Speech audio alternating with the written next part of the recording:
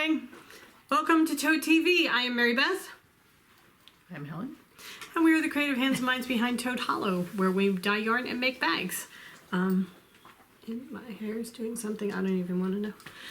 Today I am having... It's the COVID-19 edition of the hair. Yeah. I'm having Queen of Hearts tea. Queen of Tart tea. David's tea? It's David's tea, but I think it's Queen of Tarts. That's what it is.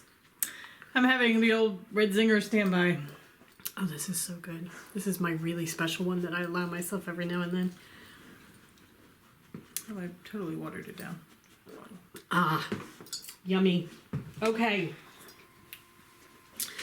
We are going to make this kind of a fast one because we have an epic dye day ahead of us. So, answering questions and comments. You guys left us the funniest questions or the funniest comments about your pets. Thank you so much for sharing them with us because you had us laughing. Maureen. The thought of Mr. Tooth just... In the bath. Well, your poor mother. Oh my God. I do fur. Yeah. I like the birds outside. Anything scaly or reptilian, no thank you. So that it's just really...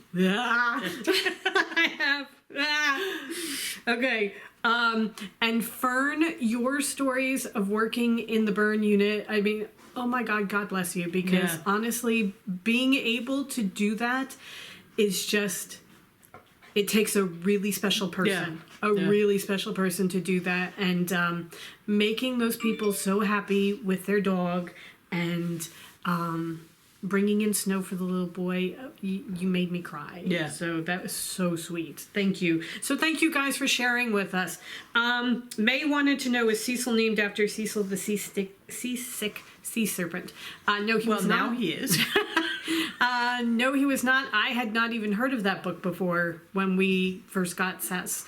And his name just came to me. And I said to my mom, I think his name should be Cecil. And she said, oh my God, I was thinking exactly the same thing. So obviously he was telling us his name. So maybe in his head he was named after the seasick sea monster because that would fit Cecil. Completely.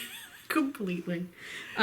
Meredith wants to know, I know you're busy, but how about those dog collars and leashes? Meredith, just shut up, okay? Do not go putting any ideas into her head. Now you get David going. Right. Well, he's got us making elephant leashes. And Rachel says, she says, big orange tomcats are her favorite, especially her Howard, who was with her for 20 years.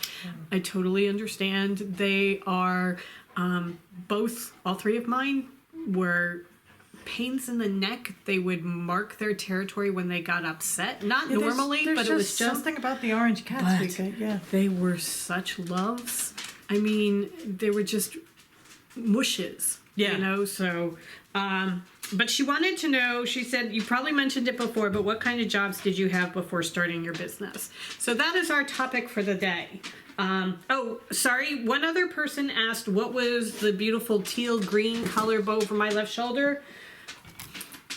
Possibly As You Wish, but I'm really thinking that you probably meant Moonstone. It's that color that we just, can't sell. I said to Mary Beth, oh, maybe now we'll finally sell that Moonstone. We're being funny. We can't keep this in stock. We're going down to dye. I'm pretty sure it's Moonstone. I'm like, I don't think we have Moonstone, but I had just taken it yesterday. Tabitha, stop moving the camera. We're having an epic dye day, and guess what?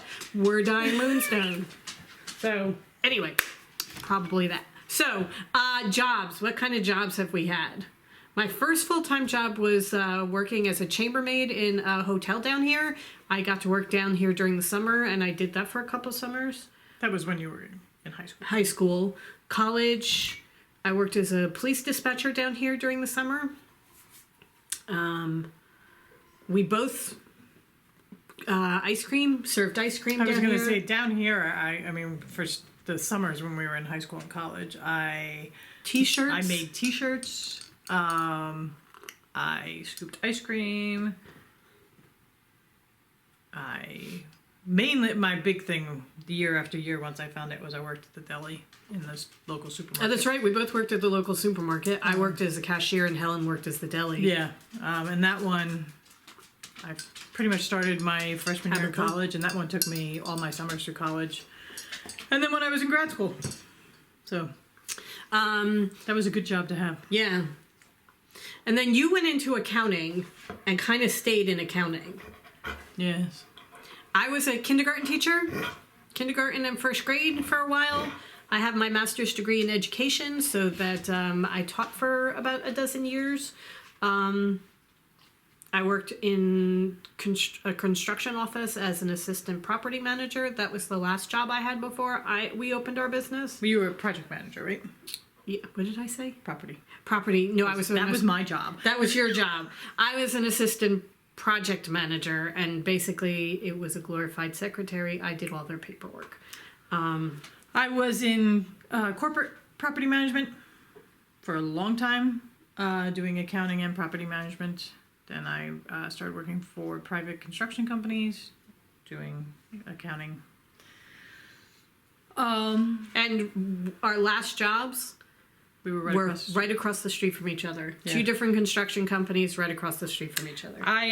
Mary Beth was working at her construction job, and I had a job interview to change jobs, and we were trying to figure out where it was because they had given me the name of the company. Mary Beth's like, God, that name sounds familiar. So we were looking it up to see where it was, and we're like, oh my God, wouldn't that be funny? And it was the office right across the street from her office, and that's where we ended up. Yeah. I will say, I hated all of them. Yep. I did not mind teaching.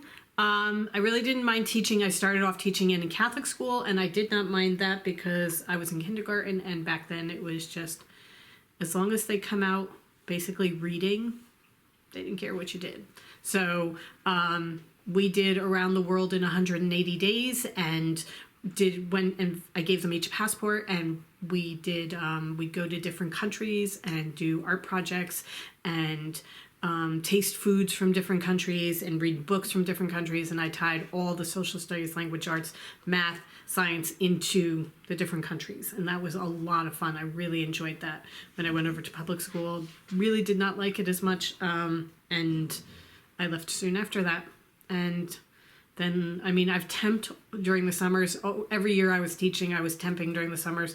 And I have done filling in at cardboard manufacturing companies. And I filled in one time at a rehab clinic, the front office of a rehab clinic. I've done a bunch of different things like that. So, and I worked for J.R. Good Stuff. That was my last temp job.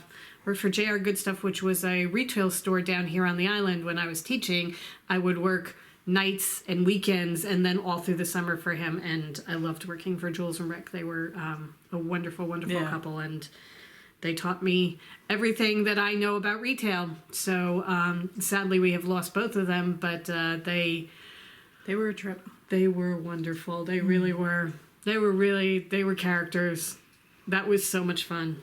So that's. And you enjoyed working at Monmouth University. I did. I worked at the special events office at Monmouth University. That was fun too.